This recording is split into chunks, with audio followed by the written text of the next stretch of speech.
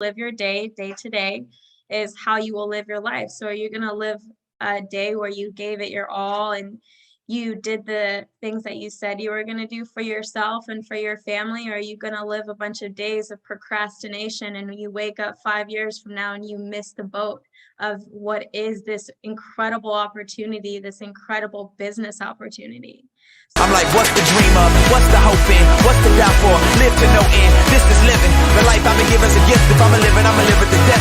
So what's the dream of? What's the hope in? What's the doubt for? And live to no end. This is living. The life I'ma give as a gift. If I'ma live it, I'ma live it to death.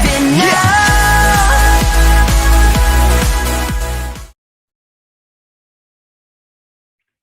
Welcome to the Living Hope live agency call, episode 2 of our Road to Hall of Fame training series. And I just couldn't be more excited to have our special guest on here today. Really cool background, and it's awesome. Just another one of those stories where you say, if they can come from that background and they can achieve a level like Hall of Fame, why not me? So I'm excited to have this special guest on, one of my favorite people in the business, Miss Cassandra. Did you make it on the call? I did. I'm here. I'm excited to be here. Awesome. And you're in Houston right now, correct? That is correct. I'm in Houston, Texas. Okay. So just real quick, just to get it out of the way, tell us a little bit about yourself, your background, how you found Family First Life, and just kind of what that journey's been like for you so far. So I come from a personal training and a bartending background.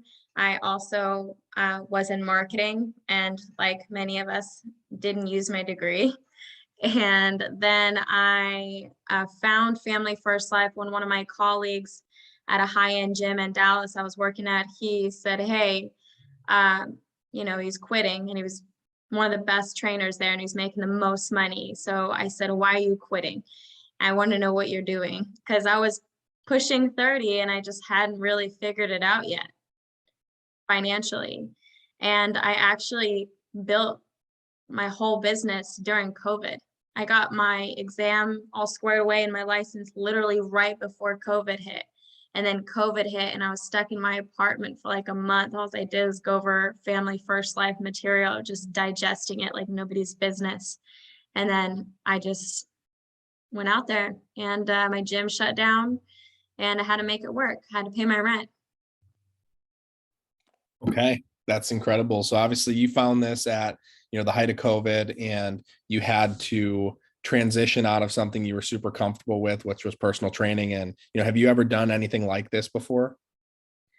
No, I've never done anything like this before. Okay. So a little bit out of your comfort zone, probably to, call a stack of people that you've never met before and say, hey, I'm coming over to your house to talk to you about the life insurance. But it's not as crazy as people might think it is in their mind. It's actually, when you go and sit down with these people, they're not scary. A lot of them are actually super, loving and caring and just wanting to take care of their families. And I think that's a big shift that a lot of people have to have. So for you, I know the topic of today is really, the road to Hall of Fame. Hall of Fame, for anybody who's on here who doesn't know what that is, that sounds like some ambiguous term. It means that Cassandra helped over 400 families last year on her own pen. And she's got a pretty successful agency herself where she's helped others, be on the track to do the same thing. But, we were talking right before this call. We talked about how Hall of Fame, it's just a decision. It's not some, crazy mystical thing. I think really our goal here on this call is to kind of demystify what Hall of Fame actually is and just show people it's really a consistency thing more than it is like having some crazy skill set. So for you, if you were talking to somebody about, what does it really take from like a mindset and an activity perspective to be able to write that much business in a year, what advice would you give someone just to get started? Well, my advice is that there are no secrets, right? Like, we give you our secrets. Family First Life literally hands you the secrets on a platter and says, here they are. But are you going to be consistent about it? Are you going to have a big week and then like not write any business? Which I did, by the way. I did that. Like, I think all of us have done that, where we had a good weekend and then we're like, let me get out of town. I got out of town and I got 3 chargebacks back to back to back. But the point is that you just got to make a decision. Like, even when I don't feel like it today, even when like whatever is going on in the world, like I just don't care. I just don't care about anything else but booking 30 appointments every single week and understanding that this is my life and I have to digest everything that I can with regards to podcasts, talking to people that aren't necessarily in my line, like my upline or my downline. I want to be reaching out to people like Jamie, Gage Peart, like all of my colleagues that weren't on my team necessarily, but I reached out to them for help, because that's how you get better, is you talk to people. You cannot do this business by yourself. And if you think you're special, you're not. That's good. I think the biggest thing that I kind of pulled from that is that it's not going to be easy, and there's going to be days where you don't feel like doing it. So, I mean, I've been on the emotional roller coaster before, where I've had huge weeks of sales, huge days of sales, and then I've also, had the days where I booked the most activity I've ever booked, and then got my butt kicked and just kicked in the stomach. And then after coming off of, what you thought was your best dial day ever, and then your worst activity day ever, it's pretty hard to go into that next dial day with a kind of an even keel. So, I guess, how do you pull yourself out of that? How do you stay level? I think that's one of the most important things to, not get too emotional on the roller coaster, but just learn how to stay level in this business. Yeah. I don't know if you guys know this, but I'm Latina and we are emotional. We have a lot of fire inside of us. So for me, if I had a bad day, I just say, okay, it's a bad day. I learn from it. And if you have a bad day in the field, you should be going home with a lot of lessons. You shouldn't be going home mad. You should be going home, talk to your upline 5 different times of why didn't you close 5 different people? Why didn't you help 5 different people? Because at the end of the day, it is our fault. Always. It's always my fault. If I don't do something, if I don't help the family, if I didn't book solid appointments, that was all my fault. So when I go home, I'm going home with a lot of lessons. I'm not going home mad. And then when I get home, I eat something nutritious. Like, guys, like, you got to eat healthy and you got to take care of yourself, because all the lows are going to be even lower if you are physically not taking care of yourself. And just like drink a lot of water, get a good night's sleep, and then get up in the morning and just say, okay, today is new. What am I grateful for? Write some stuff down that you're grateful for, do some stretching, and then get ready to dial at 8. And you told yourself you were going to start dialing at 8. So you should probably keep that promise to yourself, or you're going to feel real crappy. If you Yeah, said you're going to work out, do it. I totally agree with you, because I mean, Peter Unger said something to me and a couple of our managers when we were at convention. We had a little meetup. He said, guys, what's the point of getting to integrity if you're half dead when you get there? He mentioned, if anybody's ever seen the meme of like Obama before he got into office versus after he got out of office, he has like gray hair and he looks like he's like aged like 30 years and 8 years. And it's like, that's kind of like what can happen to top producers here at Family First Life, is they don't take care of themselves. And I know that there was a good portion of my first year where I didn't really take care of myself, and I started to feel it. And at least coming out of convention, especially, so many of us were impacted by Dave Anderson so much. Just our team right now, we have our hashtag lose the snooze amongst a lot of our rising stars. So every single morning, we're posting, if we beat the snooze or not. And then a lot of us are getting to it, and we're working out in the morning. We're doing a lot of our daily disciplines, and a lot of us are working really hard at making sure that we're, not eating out in the field, because just it's so much energy it takes to actually go out there and get to Hall of Fame, that obviously, everything that we do in this regard, it matters. And one of the things that I love about what you do, I look at your Instagram story, and she, Cassandra, she hashtags fast food, and it's, the little snacks that she packs for herself. Because I'm driving fast and eating. That's it. So I guess just a few more minutes maybe on, why is it so important just to like not let every other area of your life slip just for the high levels of production? Well, when I first started this business, I actually was not healthy in the opposite way. I wasn't eating enough. So I would like go out into the field all day and I wouldn't eat anything. And then I got on the phone and my energy was so low. I wasn't working out as much. Like, it happened to me too. I just didn't gain any weight. I lost weight, lost a lot of muscle. And I just when I let that part of my life slip, and then I notice when I'm not writing down what I'm grateful for and doing all these practices, that I was less able to help families in an efficient way. And it's like when you do one good thing, you're like, "Oh, I did that." And then you do another good thing that day and you're like, "Oh, I did that too, what I was supposed to do. And I did my dials and I did this and then tomorrow I'm gonna go wake up and I'm gonna do what I said and wake up early and not hit the snooze and work out." And then you go into that appointment with so much confidence and so much ease inside of you because you don't have that anxiety of you didn't do the things that you know deep down that you were supposed to do. And it's very attainable. I know that, you guys are all different points in the business, but the best thing that you can do is just literally time block. Okay, from 6 to 8, from 6 to 7, I'm working out. That's my time block in your Google Calendar. From 7:30 to 8, I'm making a snack before I dial. From 8 to 10, I'm dialing solid. I'm not taking a break. And then from that, I can take a break and do like 30 minutes or whatever. But if you don't structure your day, because your day is the most important thing.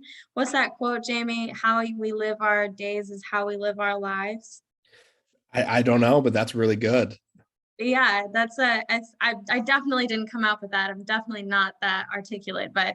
somebody said that, and it's very true. How you live your day, day to day, is how you will live your life. So are you gonna live a day where you gave it your all and you did the things that you said you were gonna do for yourself and for your family, or are you gonna live a bunch of days of procrastination and you wake up 5 years from now and you miss the boat of what is this incredible opportunity, this incredible business opportunity?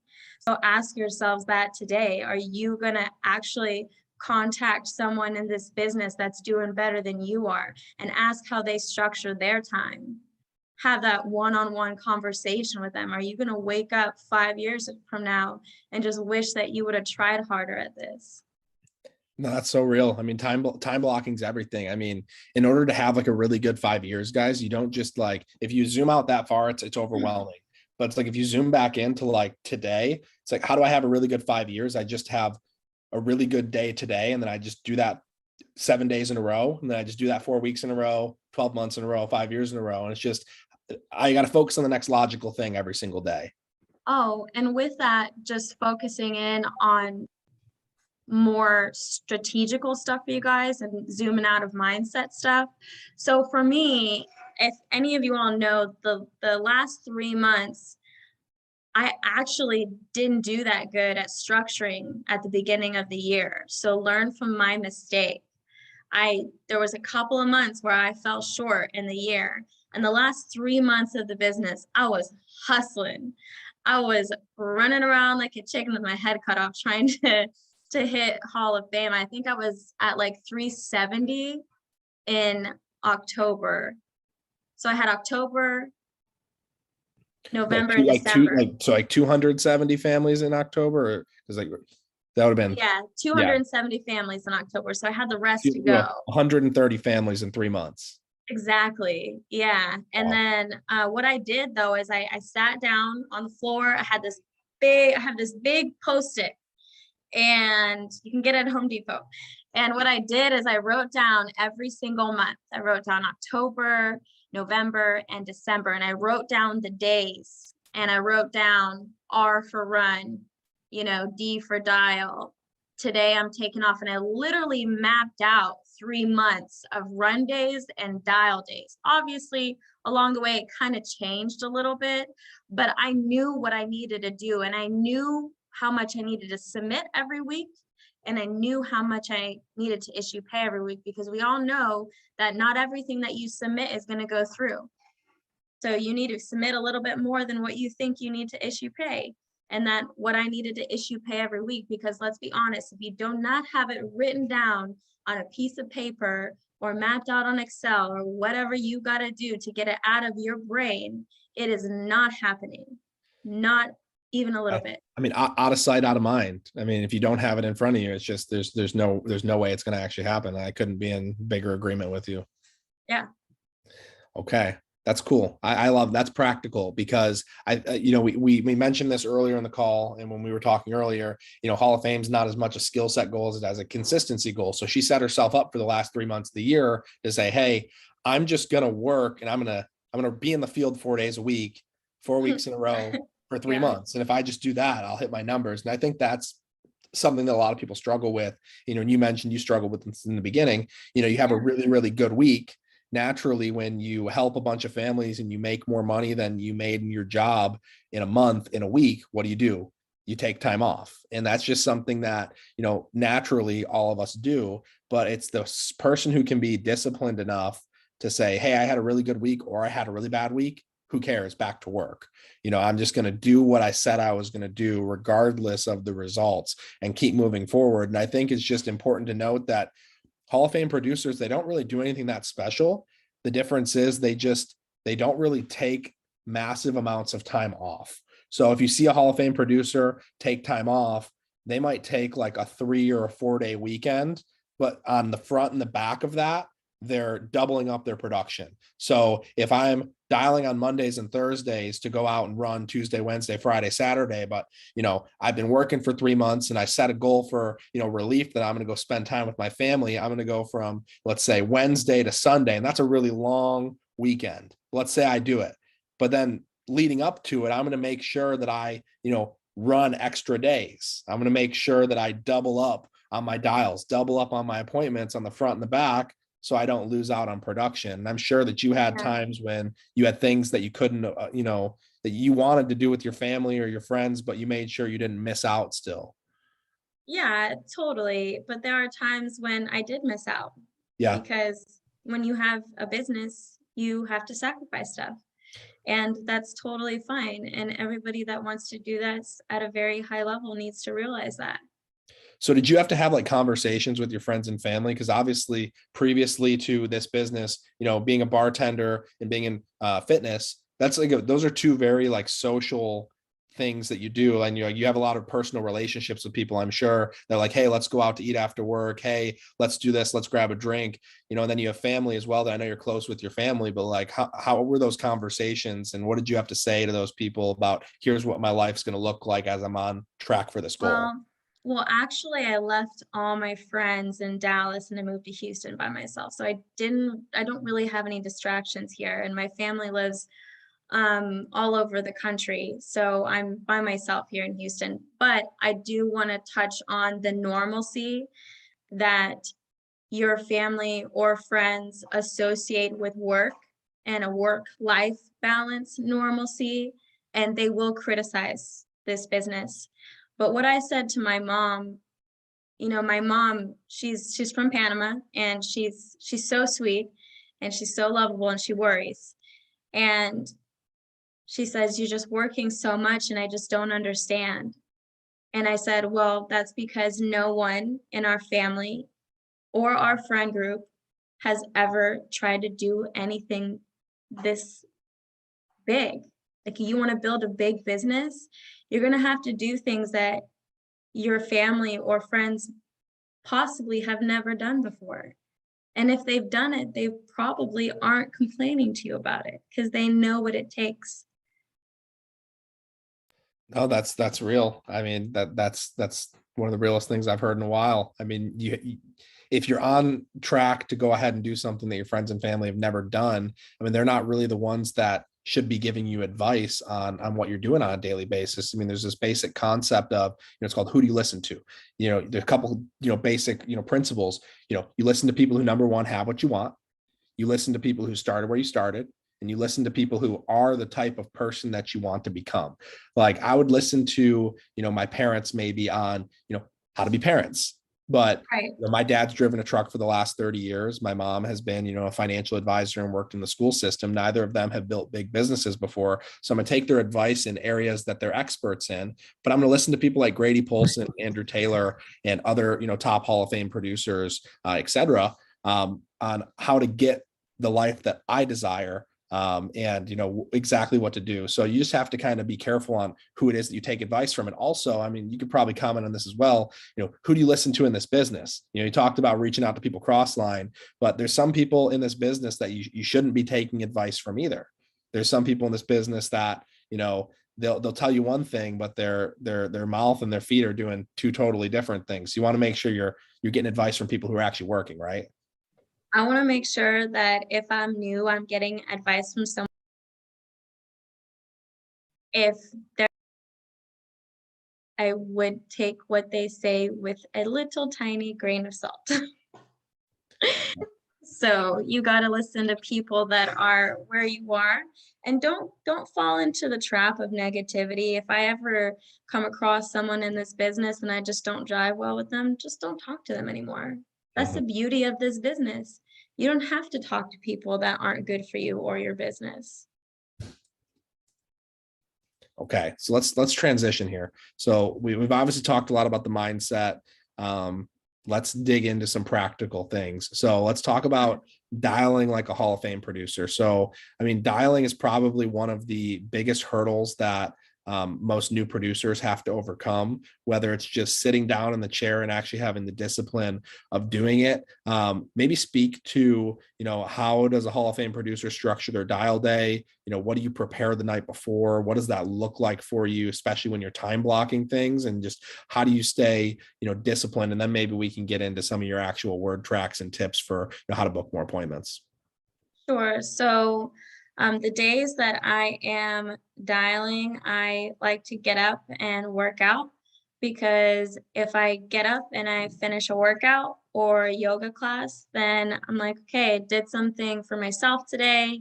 I can give myself to this. I can give myself to dialing and being on the phone with agents and everything else. Because once you start the day dialing, and especially when you start to build an agency, you're like getting calls and you're helping people and you're doing stuff. So time blocking from certainly 8 a.m. until 10 a.m. hard dialing is going to be super key for you guys. And then after you do that, then maybe saying, okay, I'm going to give myself a 20-minute break, and put that break in your calendar. Or if you want to look at social media, okay, I'm going to give myself a 20-minute increment of time during this time of day every day that I will take a look at social media. Unless I'm posting something, I post it and I leave it alone.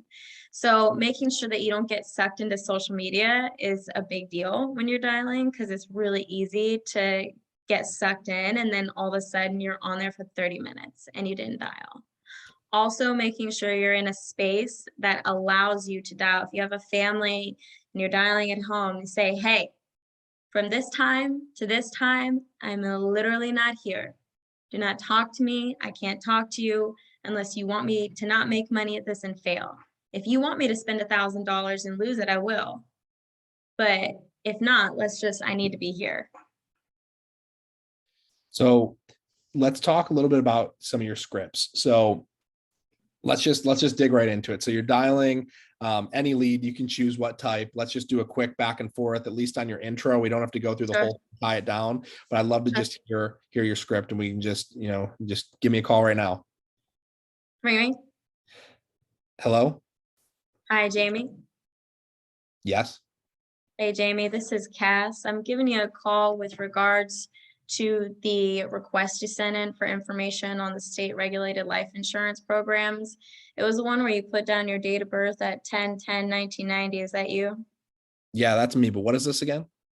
This is regarding the information you requested on the state regulated life insurance programs out here in Harris County. I just need to confirm your info so I can get this out to you. I have your address here at 123 Success Lane. Is that current or outdated? That's current. Got it. And is that apartment or a house? It's a house. Okay, got it. So Jamie, all these programs are non-medical, means there's no physical exam, no blood work, nothing like that. State of Texas has really simplified this for you. They just dispatch a licensed field underwriter, that's myself, to A, verify your identification, make sure no one's requesting this in your name, and then B, make sure that you're, quite frankly, not strapped down to a hospital bed. That's not you, right? No, that's not me. Got it. Now, Jamie, are you currently married, single, divorced, or widowed? Married. Okay, and are you and your spouse currently working, retired, or disabled? I work. My wife stays home. Understood. And do you work a typical 9 to 5, Monday through Friday? What's that look like for you? No, I work night shift. So I go in at like 8 and I get back at like 5. Understood. So they have me dispatched to your area tomorrow. I have some availability to get you and your spouse this information you requested. I have a 5:30 or 6. Which one works best? Probably the 5:30. Probably or should, because sir, I'm seeing 8 families tomorrow, and I'm sure if you don't want that spot, one of my other clients does. So 5:30 or 6. Let's do the 6. Okay, go ahead and grab a pen and a piece of paper. I need you to write down my state license number and my name. Okay, got it. My state license number is blah, blah, blah, blah, blah, blah. And my name is Cassandra, but you can put Cass for short. C as in cat, A as in astronaut, S as in Sally, S as in Sally. And my last name is Carter, but it's spelled a little funny. C as in cat, A as in astronaut, R as in Robert, D as in dog, E as in elephant, R as in Robert. Okay. Now, Cass Carter, state license number, blah, blah, blah. yeah, that's correct. Now, the 1, 2, 3 here, can I find those numbers on the side of your home, the mailbox, the curb? It's on the mailbox. Got it. I'm going to be driving a gray SUV and I'm very short with dark hair, so you know it's me when I get there. Okay. Okay. You have a great day. It's funny because when you did ring ring in the beginning, you had a huge smile on your face, but then as soon as I said hello, it's like you just went like straight monotone. You have to. Yeah.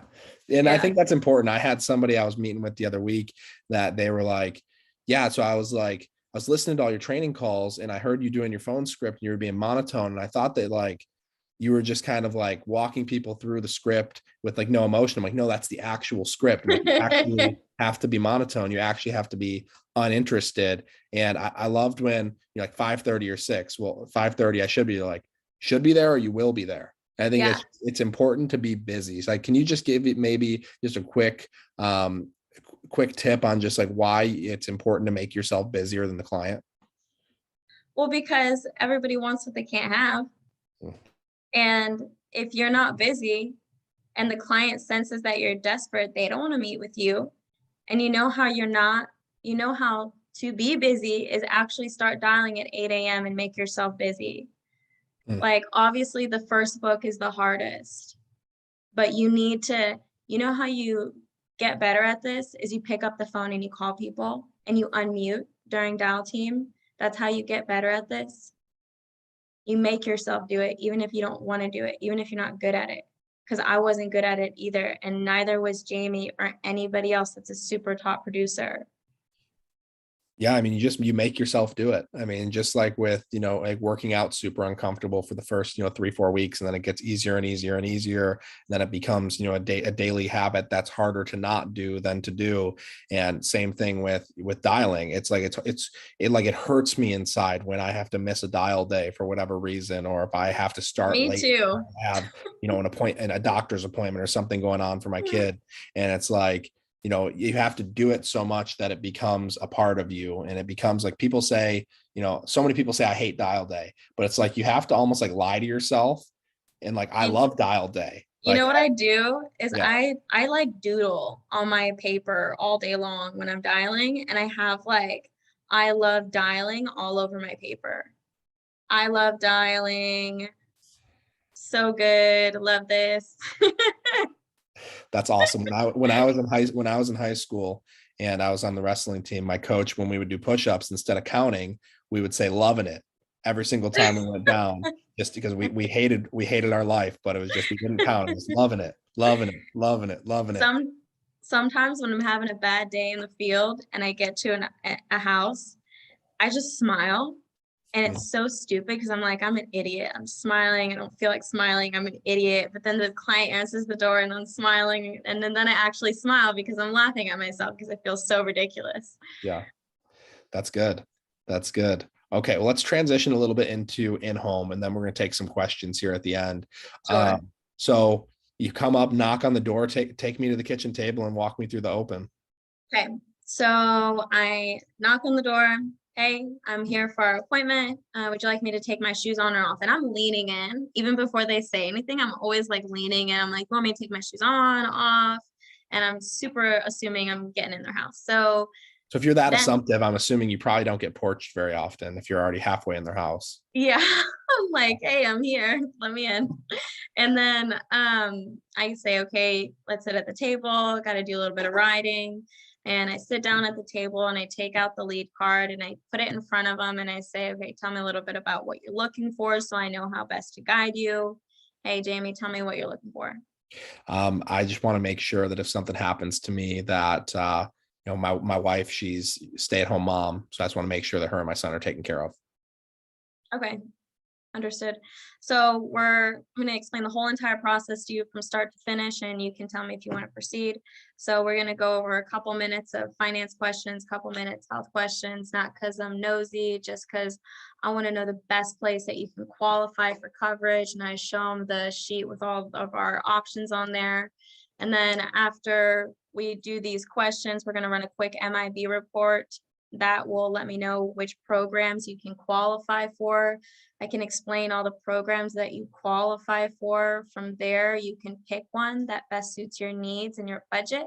Doesn't matter to me which one we go with. We're going to submit the request for coverage. If they like you with your age and your health and all that, that's great. If they don't, that's okay, because I work with a bunch of other companies. If they do approve your request for coverage, they will take the first payment in 2 to 4 business days, and that's a good thing. That means they decided to give you the coverage that you're requesting. From there, they're going to send you the policy in about 7 to 10 business days, and that will allow you a whole month free look period to look it over and call me up and say, hey, Cass, everything looks great, or we want a little bit more coverage or a little bit less coverage. You have a full month to make any necessary changes to the policy that you wish to do so. Does all that make sense? Yes. Would you like to move forward? Yes. So let's break that down, because you just like overcame every single objection in the book with your open. And I think that's huge. So we can kind of dig into one by one what you just did there.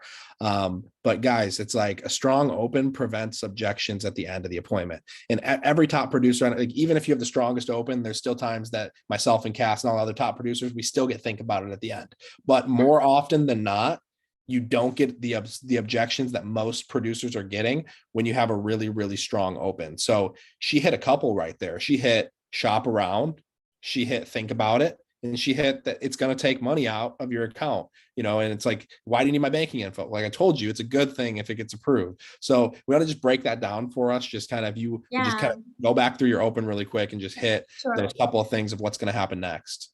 Sure. So I sit down and I'm very stern in my appointments. I'm not messing around. Like I'm a fairly sweet person, but like when I'm doing my phone script, when I'm doing my in-home, the sweetness is gone. I'm direct and I'm polite. And from there, The sweetness can come back once you're filling out the application. no, the sweetness comes back when I got the bank account information. There you go. Absolutely. There it is. So after that, then I'm like, okay, we can be cool now. Okay, so let's go through it.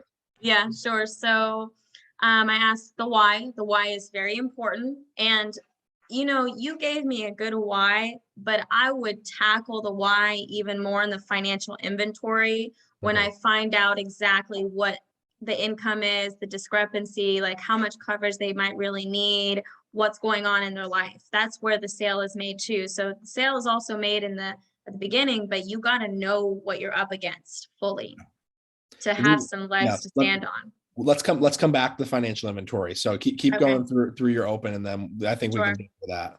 sure. So ask the why. Then after that, I tell them, here are all the carriers I work with.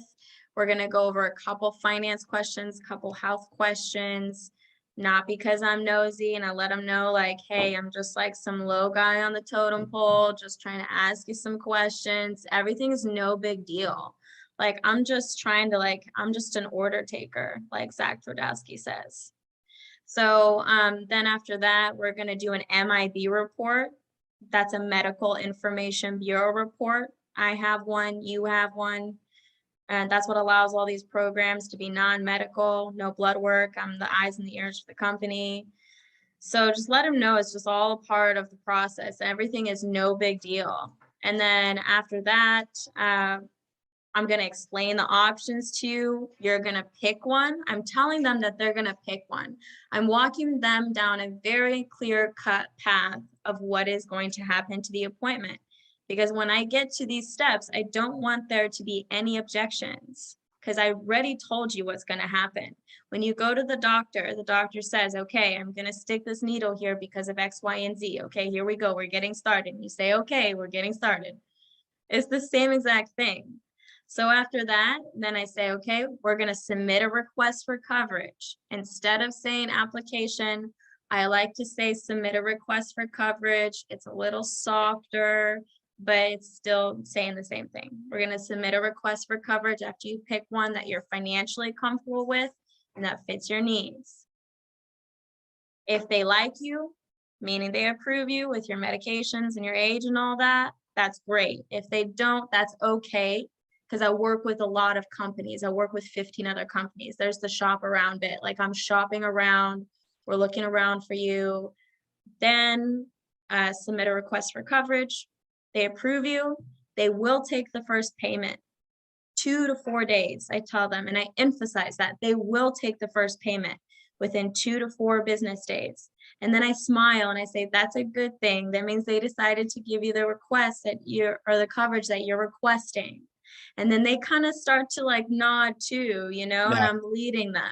I'm like imagining sitting across from you, and it's like, and they're going to take the payment in 2 to 4 days. And you're kind of like, you tense up, and it's like, and that's you smile. That's a good thing. It's like, oh, my shoulders let down a little bit. It's like, Yeah. okay. And that's a good thing. And that's a good thing. That means they decided to give you the coverage you're requesting. From there, they're going to send you the policy in 7 to 10 business days.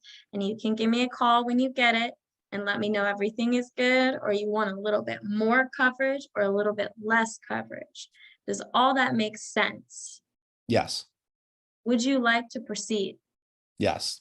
So like you like also like you trial closed a bunch of times. So it's like all those yeses, it's like you're going to get the sale at the end because they've agreed to the process. And I think that's so important. New people, they don't get them to agree to the process. Then when they get to the end, they haven't agreed to the process, and then they give them an objection. They don't understand why. It's because they didn't agree to the process in the beginning. So that's like the first part of the sale. I personally think it's the most important part of the sale, but like, I mean, I guess it's equally as important, but maybe just a little bit less, is painting the picture with the financial inventory and doing now your next trial close. Because the real close is, hey, go grab your driver's license and banking info and let's go get started. That's the close. But now it's, I have this financial inventory in front of me. I've asked them their income, their health, conditions, medications, current or past insurances, the whole deal. And now it's like I have a picture of their financial life. And now my job is to basically explain back to them what I've discovered. So it's like I'm the doctor and I'm writing out all the symptoms on the piece of paper. And then based on the symptoms, here is my prognosis. Here is as a doctor. Yeah. It's like, now I'm going to diagnose your problem and I'm going to prescribe the solution. So based on what, go ahead. But really, I want them to diagnose their problem and tell me what their problem is. Mm-hmm. It's like Inception. It's like I'm asking good questions because I know that they're going to tell me these answers that they haven't really thought about it out loud or said it to each other, and they're thinking it, but they never said it, and they say it out loud, and it's scary. Like you and your spouse, I'm definitely sure that you guys have talked about this, but if I was in a house with you, you know, Jamie, and what's your wife's name? Katie. Okay, Jamie and Katie, is it safe to assume that you're looking for a little bit more coverage on Jamie? Because Katie, what does it look like for you, you know, the next 6 months to a year if Jamie died yesterday? Well, we're screwed. Okay, all right. I understand. So it's safe to assume we're looking for more coverage on Jamie, and if there's anything left in the budget, then we can look for you. Is that correct? Yes. Understood. Okay. Yeah. It's like, hey, what I'm seeing here is I'm seeing that, you know, Jamie, he makes $7,000 a month, and, you know, Katie, you know, you're a stay-at-home mom, but you've got your, you know, little side network marketing business. You make, you know, $1,000 a month. So when you got a mortgage, it's $2,000 a month. So what I'm kind of seeing is that if God forbid, you know, something happened to Jamie, you guys wouldn't be able to make the mortgage payment, right? Yes. And so you guys see why something like this to replace Jamie's income for a couple of years would be really valuable, right? Yes. And it's just like they told you, it's like you're not pitching them on a specific product in the financial inventory. You're No. showing them the problem and you're pitching them a concept. It's like, hey, Yeah. here's the problem, and I'm going to show you a solution that solves that problem. You guys see why that would be valuable, right? Yes. Now we can start transitioning into actually showing them companies, products, prices, the whole deal, because they're bought into the concept that's going to solve their problem. Correct. Awesome. Well, this has been good. This has been really good. So we got a lot of questions here in the chat. Let's just go dig through them here real quick. So let's see. Okay, here's a good one from Carlos. What are some goals that a new agent should be setting? Or what's a good timeline for someone who's brand new? So goals with regards to money, with regards to recruiting, what? Let's dig into, we'll do both. So let's say goals for, Okay. at what point should they be helping 10 families a week? Well, it depends if you're part-time or full-time. So that's a good question that I would have for the agent. Are you part-time or full-time? Because what I like to do with my people is sit down with them, not literally, but on the phone. Okay, like tell me your schedule. Like what's going on in your life? Like what are you actually trying to accomplish? Because all the answers are relative. Oh, full-time. So if you are full-time, I would say, how much money do you have to spend on leads? And if it's not 1,000 to 1,200, then I think you should go get a part-time job and make that and then come back with that money so you can actually be full-time, because without leads, we're not full-time. Mm-hmm. So I think that that's the first thing, that a lot of people come into this business and they're not ready for the business, and that's okay. This is a real business and you need to have capital, which is not that much money to start a business. $1,000, that's ridiculous in comparison to restaurants, $200,000 starting costs or whatever. Mm-hmm. But I would say that, like, how much money do you actually want to make per week? And then go through and say, okay, whatever your issue pay goal is, you need to be spending 20% on leads. Also know that you're going to get 30% of your business will fall off the books. There are ways to mitigate chargebacks, of course.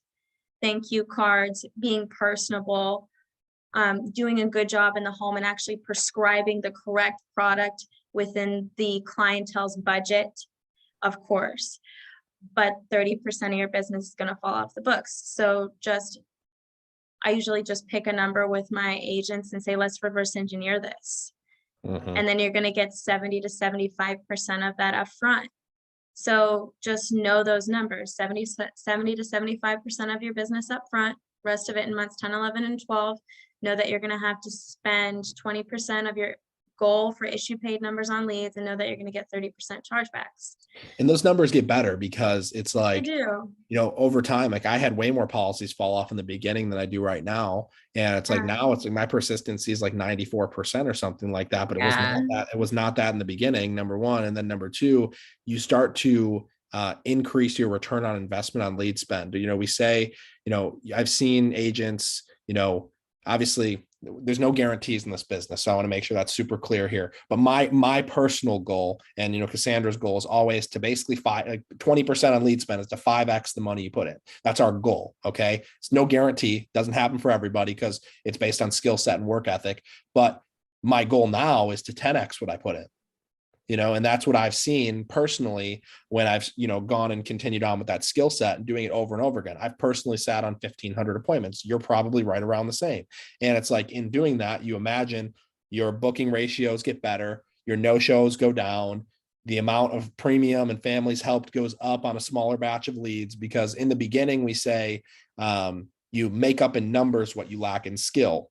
Well, when you go and you write Hall of Fame numbers and you sit with 1,500 families, it gets to a point where you can make up in skill what you lack in numbers. So like there's been a couple of times where I've had a bad dial day recently, but I've still gone out and helped 10 families because you've built up the skill set, which is it's a powerful, powerful skill set. So that's awesome. Here's another one. So what did your first couple months look like when you were new? What kind of challenges did you face when you were trying to gain traction? If you could talk about some of the bad things that happened to you, it might be helpful to help new agents learn the lesson and overcome that learning curve quicker.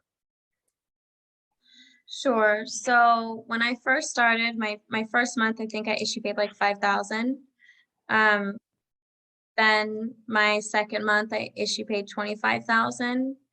And what I did find my second month is that I honestly wrote a lot of AIG. That was tough. Um, and I didn't get paid that much. Mhm. So, I mean, that product is tough. So just knowing how you get paid across the board, compensation wise, like actually look at the comp grid, understanding how you're getting paid, and then understanding that your time is valuable. Because I didn't think that my time was valuable when I first started this business, and I wasted a lot of time in a lot of different homes and with people that did clients that didn't really deserve my time. I'd be like there for 3 hours and they'd be like, "You're so nice, like we want to think about it." So, I mean, I think the emotional roller coaster, like it, owning your business can be an emotional roller coaster. And I think I struggled with that just as much as you guys probably do.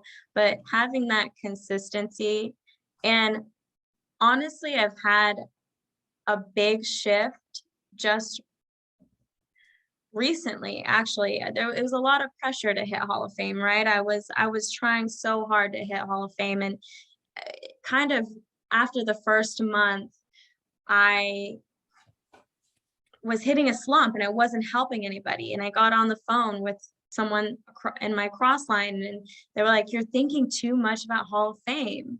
Just like go out there and help families like you're used to." And that's really the secret, guys, is that when you go into a house, you release whatever the heck is going on in your mind, completely release it. And you just go into the house and you just set the attention that I'm just going to be the best problem solver, unemotional, and the most helpful person I can be to these people. And if they don't deserve for you to be there, then you should know within the first 2 minutes and cut your losses and leave. 100%. But somebody who has 2 appointments for the day versus someone who has 7 or 8 appointments for the day is going to stay in that home for 3 hours because they're desperate. So I've been there, and Numbers.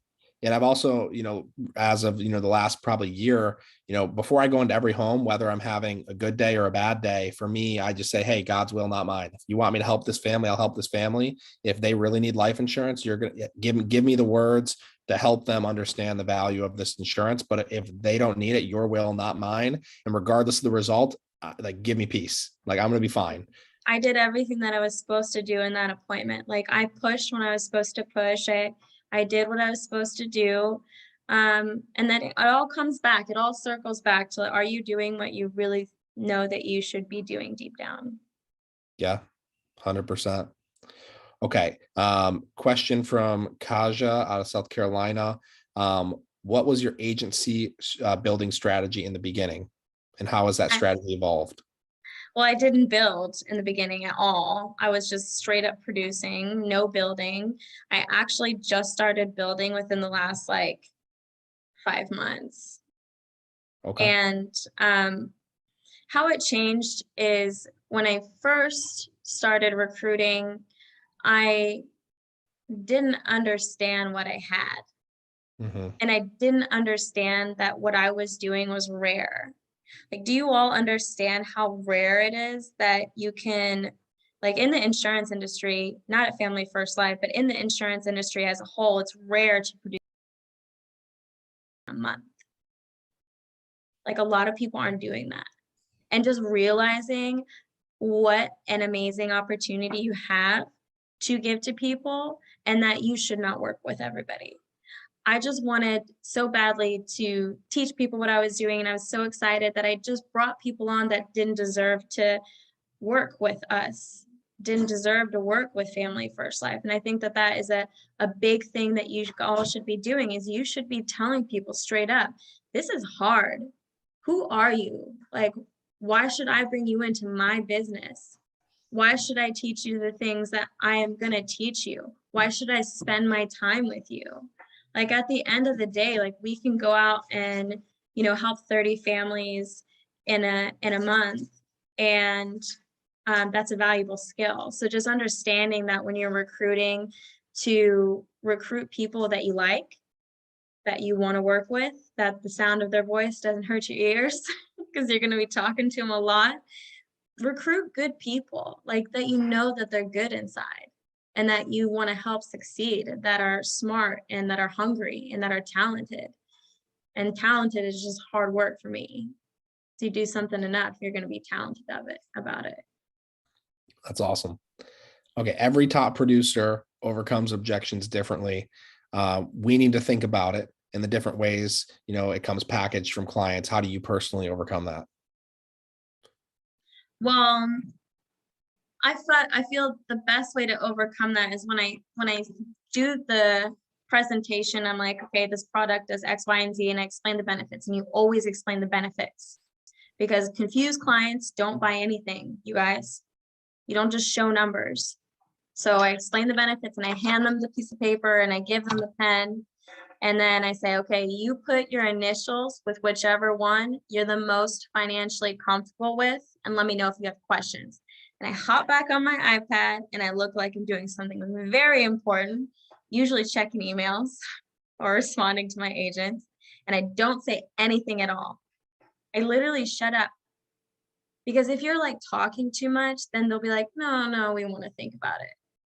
But even if they do say, I'm like, okay, put your initials, and I just shut up. And then usually they put their initials. But if they say, well, we think we want to do this one. Do we have to make a decision today? I'm like, well, most of my clients pick one that's financially comfortable for them. And like I said, you have a whole month free look period to decide if you want to up or down the coverage or make any necessary changes to the policy. And then I just shut up again. I answer the question and I go back to doing what I was doing like it's no big deal. It's just a part of the process. 100%. I mean, clients, like, a lot of the times if you are talking, it makes them actually more comfortable to respond. But if you just shut up, it makes them super, super, super uncomfortable. And then they're like, okay, I either have to now come back at her again with another objection, or I need to just say yes to make this uncomfortableness stop and get the policy. So that's good. So just to kind of close this out, because it's been really good. I'm getting a lot of text messages that people are just finding a lot of value from this. There's somebody on here who they're on the road to Hall of Fame. They don't want to just, make it, halfway down the road. They want to make it all the way to the destination. I mean, it's just what's your final piece of advice for them on what they can do and how they can stay consistent this year? What do they need to do? What do they need to think? Who do they need to become to be on the road to Hall of Fame and make it all the way to the end? That is a really great question. It's a really, really great question. Well, just know that a bad day doesn't equal whole horrible business. Just know that, and know that you'll have great days and you'll have really horrible days, and you might laugh and you might cry. But knowing that, it's all going to be okay and you're going to get there, just as long as you are writing your goals down and you have a plan. Because having the will to do something is awesome, and being excited is awesome, and loving all that, loving the business, everything, but that's not going to get you anywhere if you don't strategically plan your goals. You don't know your numbers. And if you aren't reaching out for help and you're not where you want to be, I'm sorry, you're just not going to get there by yourself. I didn't. Jamie didn't. And literally your upline, if they're a good upline, they want to help you. Like, I don't know how many times I have to beat into my agent's head. Call me, call me, call me, call me. I want to talk to you. I'm busy, but I want to talk to you. So just call your people and talk to everyone and make sure that you're keeping your promises to yourself.